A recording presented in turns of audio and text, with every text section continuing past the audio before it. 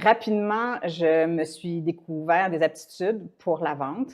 On est très bien formés aussi chez Xerox, il faut le dire, là, ils investissent énormément. Euh, et donc, rapidement, je travaillais avec des gens seniors. J'étais comme assistant sales rep. Puis rapidement, j'ai fait à mes patrons, donnez-moi n'importe quoi comme territoire qui ne fonctionne pas pour personne, puis laissez-moi aller. Et c'est ce qu'ils ont fait, puis ça a très bien fonctionné. Donc, j'ai fait ça pendant quelques années. Après ça, j'ai eu une opportunité dans une autre entreprise qui était plus, je dirais, plus horizontale en termes de l'offre. Il y avait services, produits et tout. Une compagnie qui a été rachetée par G Capital. J'ai fait un bout de temps dans cette autre compagnie-là, toujours dans les ventes, mais là, avec des territoires plus grands, beaucoup de chiffres d'affaires, énormément de défis. Et j'ai fait ça jusqu'à temps que, finalement, j'ai fait le tour du jardin. J'aime la diversité. Je peux dire que je m'ennuie relativement vite.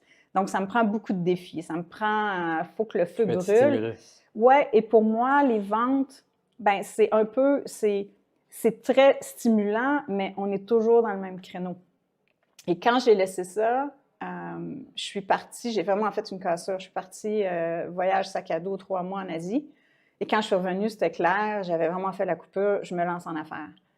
Et pour moi, se lancer en affaires, c'est vraiment le 360.